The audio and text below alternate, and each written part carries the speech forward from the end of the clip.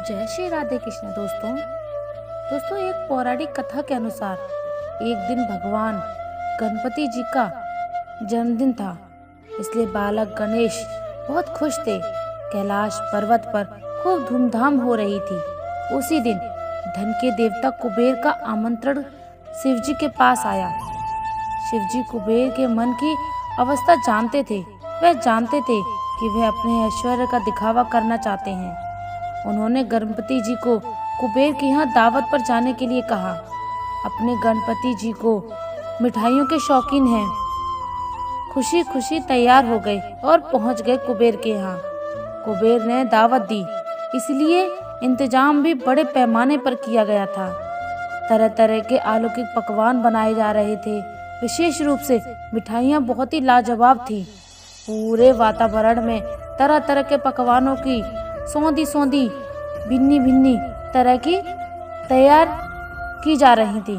विशेष रूप से गणपति जी के लिए मोदक बनवाए जा रहे थे। उनमें मेवे मिश्री भरे जा रहे थे। लड्डुओं की खुशबू में बाल गणेश के मुंह में पानी आ गया। कुबेर की दावत में उन्होंने भरपूर पकवान खाए। ढेर सारी मिठाइयाँ खाने के बाद भी उनका मन नहीं भरा। उन्होंने सोचा कुछ मिठाई अपने बड़े भाई कार्तिकेय के लिए और अपने लिए भी ले चलता हूँ, जो कि बाद में खाऊंगा। इस तरह विचार करके उन्होंने ढेर सारी मिठाइयाँ एक पोटली में बांध ली। उस पोटली को उन्होंने अपनी गोद में रखा और अपनी सवारी मूषक राज पर सवार हो गई। सवारी पर सवार होकर वे रात में ही अपने घर कैलाश पर्वत की ओर चल दिए। रात का समय था। चारों तरफ चांदनी बिखरी हुई थी। शीतल वायु शरीर में सिहर पैदा कर रही थी। अधिक पेट भरा होने के कारण नींद के झोंके आने से सुंदर वातावरण में मजे से मूषकराज धीरे धीरे गणपति जी को लेकर मस्त चाल में उड़ते चलते जा रहे थे। तभी अचानक फज सामने आए एक सर्पराज की फुफकार सुनाई दी। उससे चूहा डर गया और जोर से कूदा। गणपति जी का संतुलन बिगड़ गया और वे मिठाइयाँ सहित गिर पड़े। उन्होंने इधर उधर चारों तरफ देखा कि कोई देख तो नहीं रहा ना। अब वैसे भी छोटे बच्चों की आदत होती है ना, जब गिरते हैं तो आसपास तो कोई देख लेता है तो रोने लग जाते हैं, वरना नहीं रोते। अब वैसा ही गणपति जी के साथ हुआ। निरंजन रात्रि का समय था, वहाँ कोई नहीं था। इससे गणपति जी को सांत्वना मिली और उन्होंने मिठाई को एकत्रित करना शुरू किया। तभी उन्होंने हंसी की आवाज़ सुनाई दी। उन्होंने इधर उधर देखा लेकिन कोई दिखाई नहीं दिया। हंसी को अपना भ्रम जानकर उन्होंने सोचा कि इतनी रात को कौन होगा, कोई भी नहीं। उन्होंने मिठाई को वापस इकट्ठा करना शुरू कर दिया। उन्होंने मिठाई को अभी पूरी एकत्रित नहीं किया था कि उनकी नज़र आसमान में हंसते हुए चांद की तरफ पहुंच गई। आसमान में चांद हंसते हुए लोटपोट हो रहा था। चांद उनके नाटे कद मोटे पेट, गज के सिर, मूषक की सवारी और उस पर ढेर सारी मिठाइयों के बिखर जाने पर उसकी हंसी उड़ा रहा था। भक्तों, विघ्नहर्ता गणपति जी का जो रूप अति प्रिय है, उस पर चंद्रमा जोर जोर से हंस रहा था। इस पर गणपति जी को बहुत जोर से गुस्सा आया और उन्होंने चांद को डांटते हुए कहा, तुम्हें अपनी सुंदरता पर बहुत घमंड है। तुम मेरी मदद करने के स्थान पर मुझ पर हंस रहे हो। और इन्होंने मुझे क्रोध में आकर चंद्रमा को श्राप दे डाला कि धीरे धीरे उसके शरीर क्षय होता चला जाएगा, उसकी सुंदरता समाप्त हो जाएगी और वह गगन में से भी लुप्त हो जाएगा। गणपति जी के श्राप देने के साथ ही चंद्रमा का धीरे धीरे ह्रास होने लगा और कुछ समय पश्चात वह पूरी तरह से लुप्त हो गया। चारों ओर अंधकार फैल गया। अन्न वनस्पति और औषधियां मुरझा गई। औषधियों के अभाव में मनुष्य विभिन्न बीमारियों से मरने लगे। संसार में चारों ओर हाहाकार मच गया। लोग मदद के लिए देवताओं को पुकारने लगे। सब लोगों को देवताओं ने कहा, लगता है जैसे संसार का अंत ही आ गया हो। लेकिन जब उनको पता चला कि चंद्रमा ने गणपति जी की मजाक उड़ाया था, जो देवताओं के अग्नि और इंद्रदेव को चंद्रमा के पास भेजा। अग्नि और इंद्रदेव ने चंद्रमा को समझाया कि वह गणपति जी से क्षमा याचना करे और संसार का उद्धार करे। चंद्रमा ने उनकी बात मान ली। गणपति जी को प्रसन्न करने के लिए वह ढेर सारे लड्डू और मालपुए लेकर उनके पास पहुंचा। अपनी भूल स्वीकार करने के बाद चंद्रमा ने उन्हें मोदक का भोग लगाया, जिससे गणपति जी प्रसन्न हो गए और उन्होंने चंद्रमा को क्षमा कर दिया। गणपति जी ने कहा, मैंने तुम्हें क्षमा किया है, किंतु मैं अपना श्राप वापस नहीं ले सकता, केवल उसका प्रभाव कम कर सकता हूँ। 1 माह अंतराल में तुम अपना प्रकाश धीरे धीरे खो दोगे और फिर वापस उस प्रकाश को धीरे धीरे वापस प्राप्त कर लोगे। यह प्रक्रिया निरंतर चलती रहेगी। और हाँ, तुमने मेरा मजाक मेरे जन्मदिन पर उड़ाया था, इसलिए भाद्रपद चतुर्थी के दिन तुम्हारा दर्शन करने वाले व्यक्ति को झूठा कलंक लगेगा। चंद्रमा ने खुशी खुशी सभी बातें स्वीकार कर ली। चारों तरफ प्रकाश ही प्रकाश फैल गया। तीनों लोग प्रसन्न हो गए।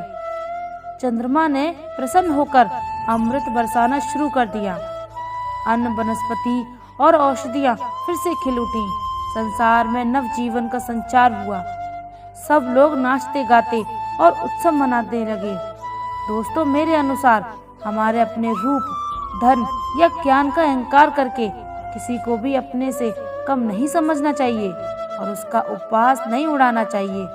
हमेशा अच्छे कर्म करने चाहिए और अगर कोई परेशान भी करे तो उसको देखकर उसका मजाक नहीं कराना चाहिए, बल्कि उसकी मदद करनी चाहिए और हमेशा अच्छे कर्म करने चाहिए। क्योंकि घमंड किस बात का? क्योंकि जब हम इस दुनिया में आए थे तो खाली हाथ आए थे और खाली हाथ ही जाएंगे। इसलिए अच्छे कर्म करने चाहिए, क्योंकि वही हमारे साथ जाएंगे। दान करते समय कंजूसी नहीं करनी चाहिए।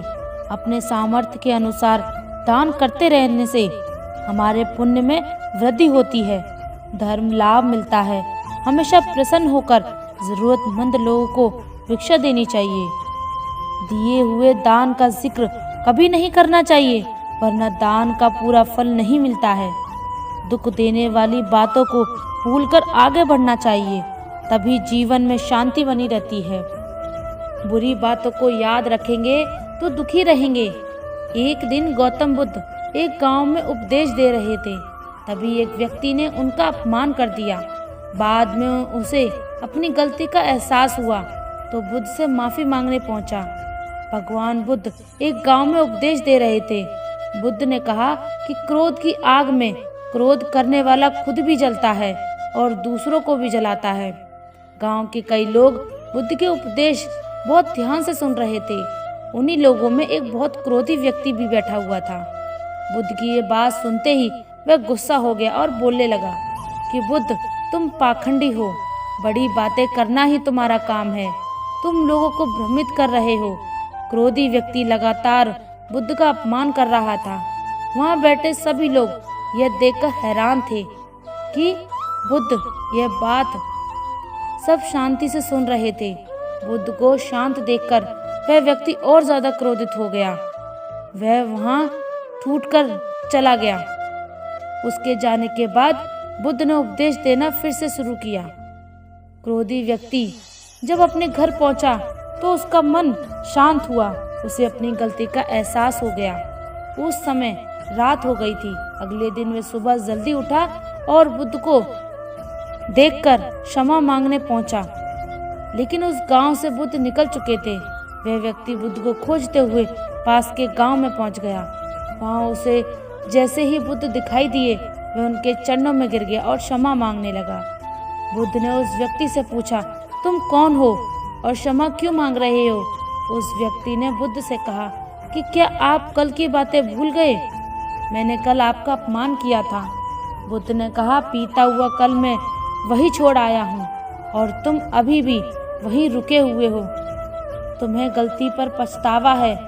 तुमने पश्चाताप कर लिया। अब तुम निष्पाप हो गए हो।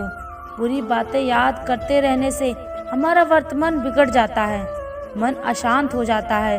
इसलिए बीते हुए कल की दुख देने वाली बातों को भूलकर आगे बढ़ना चाहिए। क्रोध हमारा सबसे बड़ा शत्रु है, इससे बचना चाहिए, तभी जीवन में सुख बना रहता है। श्रीमद् भागवत गीता में श्री कृष्ण ने कहा है कि जीवन में किसी भी तरह की मुश्किल परिस्थितियों से बचने के लिए ये 3 मंत्र हमेशा याद रखने चाहिए। कभी आनंद में किसी को वचन मत दीजिए, क्रोध में उत्तर मत दीजिए और दुख में कोई निर्णय मत लीजिए। गीता में श्री कृष्ण का कहना है कि जो व्यक्ति स्पष्ट और सीधी बात करता है उसकी वाणी भले कठोर हो, लेकिन ऐसा व्यक्ति कभी किसी के साथ छल नहीं करता। इसलिए स्पष्ट बात करने वाले व्यक्ति की बातों को समझने का प्रयास करना चाहिए। गीता में लिखा गया है कि खुद की सोच अच्छी हो तो दूसरे लोग अपने आप अच्छे लगने लगते हैं। अपनी नीयत साफ हो तो सारे काम अपने आप ठीक होने लगते हैं। इसलिए दूसरों पर ध्यान देने की बजाय अपने कर्मों पर केंद्रित करें। जीवन में कई बार हम कठिनाइयों परेशानियों से यूं ही निकल जाते हैं मानो कोई साथ दे रहा हो। ऐसी अदृश्य शक्ति का नाम परमात्मा है। श्री कृष्ण कहते हैं कि क्रोध करना बुरा होता है, लेकिन जहाँ जरूरत हो वहाँ क्रोध जरूर दिखाना ही चाहिए, वरना लोगों को कभी ये एहसास नहीं होगा कि वे कोई गलत काम कर रहे हैं। ऐसी स्थिति में वह आपके साथ हमेशा वैसा ही व्यवहार करेगा। गीता में कहा गया है, सत्य कभी दावा नहीं करता कि मैं सत्य हूँ, लेकिन झूठ हमेशा दावा करता है कि मैं सिर्फ ही सत्य हूँ। अच्छे इंसान में एक बुरी आदत है कि वह हर किसी को अच्छा समझ लेता है। गीता में श्री कृष्ण कहते हैं, हमारा भाग्य हमारे ही अतीत के कर्मों का फल है। उसी तरह हम आज जो कर्म कर रहे हैं वे हमारे आने वाले कल को निर्धारित करेंगे। प्रत्येक व्यक्ति के जीवन में अच्छे और बुरे समय आते रहते हैं। गीता के अनुसार सरल व्यक्ति के साथ किया गया छल व्यक्ति के बर्बादी के सारे द्वार खोल देता है। चाहे आप कितने भी बड़े शतरंज के खिलाड़ी क्यों ना हो, लेकिन अगर आपने सरल व्यक्ति के साथ कोई छल किया है तो उसके आपको भुगतने ही होंगे। श्री कृष्ण कहते हैं कि इस धरती पर कर्मों की चपेट से अब तक कोई नहीं बच पाया। जिसने जैसा किया है उसे वैसा भरना ही होगा। आज नहीं तो कल उसके कर्म उसके सामने जरूर आएंगे। श्री कृष्ण के अनुसार किसी का साथ न मिलने पर कभी भी निराश नहीं होना चाहिए, क्योंकि कोई साथ दे या ना दे, ईश्वर हर मुश्किल घड़ी में साथ जरूर देता है। तो दोस्तों, उम्मीद है आज का वीडियो आपको जरूर पसंद आया होगा।